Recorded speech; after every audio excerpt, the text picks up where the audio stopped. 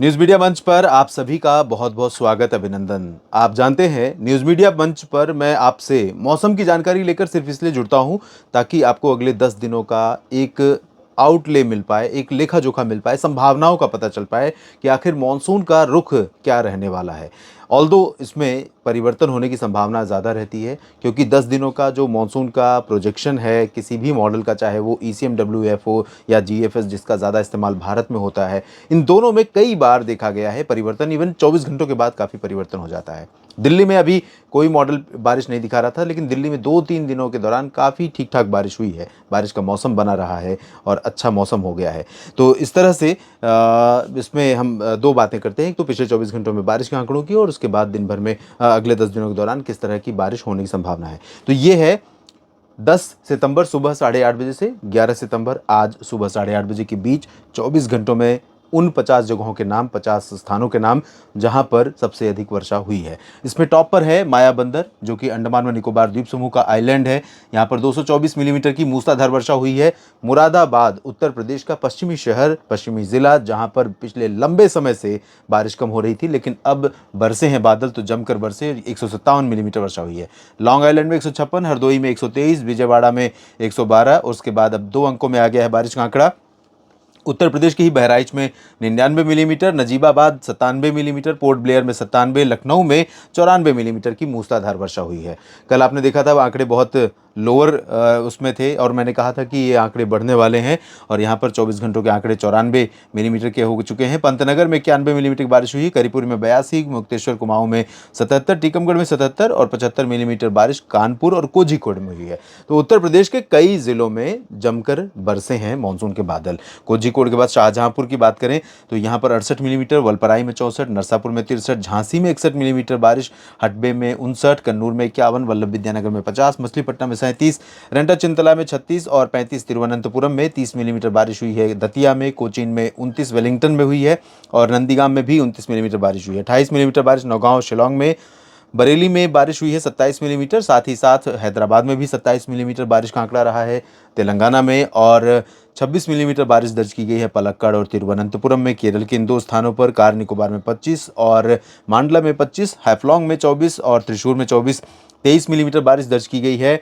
बापतला और मेडक में, उदगीर में 22, मोरमुगांव में 19, 18 मिलीमीटर बारिश हुई है। अलीगढ़, गुना और नालगोंडा में 17 मिलीमीटर वर्षा दमोह में रिकॉर्ड की गई है। कोचीन के वेलिंगटन में 16 मिलीमीटर और ओंगोल में 16, पंचमढ़ी में 16 और जम्मू में 15 मिलीमीटर की वर्षा दर्ज की गई है। तो ये है 50 जगहों के नाम जहां पर तेज़ वर्षा हुई है। और अब एक बार नज़र उन अनुमानों का जो है मानसून के लिए अगले 10 दिनों का। और अगले 10 दिन यानी आज 11 सितंबर है, अब से लेकर 21 सितंबर के बीच में मानसून का प्रदर्शन कुछ इस तरह से रहने वाला है। मानसून इस दौरान संभवतः वापसी नहीं करेगा, अभी कोई भी इस पर बात नहीं कर रहा है। मानसून की वापसी की शुरुआत की जो समय सीमा है आमतौर पर वो पश्चिमी राजस्थान और एडजॉइनिंग प्लेसेस से है, जैसलमेर और बीकानेर से। तो यहाँ से मानसून वापस लौटता है सबसे पहले भारत में, और ये जो जगह है या ये जो समय सीमा है वो है 17 सितंबर। आज 11 है, 6 दिनों के बाद वो समय सीमा, सामान्य समय सीमा शुरू हो जाती है। लेकिन कई बार उससे आगे भी मानसून वापसी करने में लेता है, ज़्यादा समय लेता है। कई बार अक्टूबर में मानसून की वापसी शुरू होती है। तो यहाँ पर फिलहाल बारिश तो नहीं दिख रही है, मॉडल को अगर हम देखें तो माफ़ कीजिएगा, लेकिन यहाँ पर बारिश भी बहुत अच्छी नहीं दिख रही है और मानसून की वापसी की संभावना भी नहीं दिख रही है, क्योंकि मानसून की वापसी की संभावना के लिए कई पैरामीटर हैं, कई मापदंड हैं, जिसमें है आसमान साफ रहना, लगातार बारिश का कम होना, हवा में नमी का घट जाना, टेम्परेचर का बढ़ जाना और पश्चिमी दिशा की हवाओं का सेट हो जाना। तो इसमें पश्चिमी दिशा की हवाएं थोड़ा थोड़ा चल तो रही हैं, और ये पूर्वी हवा की दिशा की हवाएं वहाँ तक नहीं पहुँच पा रही हैं मॉडल के अकॉर्डिंग। लेकिन मेरा अनुमान ये है, क्योंकि ये जो पश्चिमी हवा है वो बहुत प्रभावशाली नहीं होगी, ऐसे में इस हवा का यहाँ पर पहुँच पाना बहुत स्वाभाविक है। तो जैसलमेर में और बीकानेर या फिर गंगानगर, हनुमानगढ़, इन भागों पर भी ये बादल पहुंच सकते हैं और ये नमी वाली हवाएं पहुंच सकती हैं। और ये हवाएं अगर यहाँ तक पहुंचती हैं अगले 10 दिनों के दौरान तो यहाँ पर बारिश भी हो सकती है, और बारिश हो सकती है तो मानसून की वापसी होना संभव नहीं है। तो इस तरह से बारिश की संभावना भले ही पश्चिमी राजस्थान में बहुत ज़्यादा नहीं लग रही है, लेकिन मेरा अनुमान है कि थोड़ी बहुत वर्षा ज़रूर देखने को मिल सकती है। बाकी पंजाब, हरियाणा में कुछ बारिश होगी, दिल्ली में बारिश होगी, उत्तराखंड, हिमाचल, जम्मू कश्मीर में कई जगहों पर अगले 10 दिनों के दौरान रुक रुक करके ऑन एंड ऑफ बारिश देखने को मिलेगी। उत्तर प्रदेश का पूरा रीजन रीजन प्रभावित होगा, कहीं पर ज़्यादा तो कहीं पर कम, जिसमें प्रयागराज से लेकर कानपुर और बरेली के बीच में आप देखिए ज़्यादा चांसेस दिख रहे हैं, और अयोध्या तथा लखनऊ और आसपास के भागों में। बिहार, झारखंड, पश्चिम बंगाल में ऑन एंड ऑफ हल्की बारिश देखने को मिलने वाली है। पूर्वोत्तर में भी बहुत ज़्यादा बारिश नहीं होगी, लेकिन जो आगामी सिस्टम है वो सिस्टम इंडिकेट कर रहा है कि ओडिशा, छत्तीसगढ़, मध्य प्रदेश, महाराष्ट्र, गुजरात, इन रीजन्स में व्यापक वर्षा देने वाला है। और गुजरात में जामनगर, ओखा, नलिया, भुज, द्वारका, पोरबंदर में भी बादल बरसेंगे, ऐसा मेरा अनुमान है, क्योंकि यहाँ पर रुकने वाले नहीं है बादल की। आपको लगेगा कि यहाँ तक रुक गए, आगे नहीं बढ़ेंगे। जूनागढ़ के आगे भी जाएंगे, और गिर सोमनाथ के अलावा द्वारका में भी बारिश देखने को मिलेगी। अहमदाबाद में भी बारिश होगी। महसाना, पाटन, साबरकांठा से लेकर सूरत, वलसाड़, नौसारी में भी वर्षा रिकॉर्ड की जाएगी। मध्य प्रदेश और महाराष्ट्र में, मुंबई में सबसे ज़्यादा क्वांटिटी मुंबई और एडजॉइनिंग प्लेसेस पर नज़र आ रही है। 26 इंच 260 मिलीमीटर अगले 10 दिनों में बारिश का अनुमान है।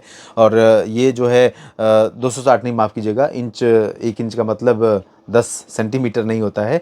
1 इंच का मतलब अप्रॉक्सीमेटली 2.5 सेंटीमीटर के आसपास होता है। तो 26 इंच का मतलब हो गया लगभग 3 से अप्रॉक्सीमेटली मल्टीप्लाई कर सकते हैं। तो अच्छी खासी बारिश यहाँ पर पालघर से लेकर के मुंबई और रत्नागिरी के बीच में, पुणे, नासिक के बीच में कई जगहों पर होगी।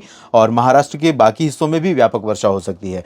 आंध्र प्रदेश के भागों में बारिश होगी। तेलंगाना और कर्नाटक, केरल, तमिलनाडु में भी बारिश होगी। लक्षद्वीप में भी अच्छी बारिश देखने को मिलने वाली है। तो ओवरऑल अगले 10 दिनों के दौरान भारत में मानसून का व्यापक प्रदर्शन दिखेगा, और ये निश्चित तौर पर किसान भाइयों के लिए काफ़ी अच्छा रहेगा। लेकिन जहाँ पर फसलें, कोई भी फसल हो खरीफ की, अगर वो मैच्योर हो रही है, परिपक्व हो रही है और धीरे धीरे कटाई की तरफ बढ़ रही है, तो ऐसे में नुकसान आपको महसूस हो सकता है। फिलहाल इस बुलेटिन में इतना ही। जानकारियाँ कैसी लगी आप ज़रूर बताएं अपनी प्रतिक्रिया में कमेंट बॉक्स में।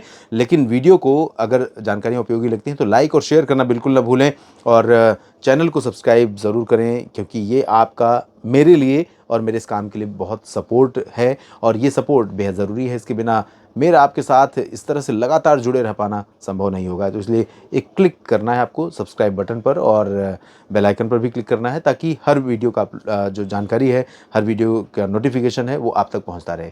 आप सभी का बहुत बहुत शुक्रिया। और एक किसान के तौर पर किसान की पीड़ा इस समय क्या है, क्या हो सकती है, वो समझते हुए मैं आप सभी से आग्रह करूँगा कि हिम्मत न हारें, कोशिश और हौसला बनाए रखें। लगातार मॉनसून या मौसम जिस तरह की परिस्थिति दे रहा है, उसके अनुसार अपनी खेती का प्रबंधन करें, और आगे की खेती के लिए तैयारियां और हिम्मत बढ़ाना, या उसे कह सकते हैं तैयारियां करना शुरू कर दें। धन्यवाद।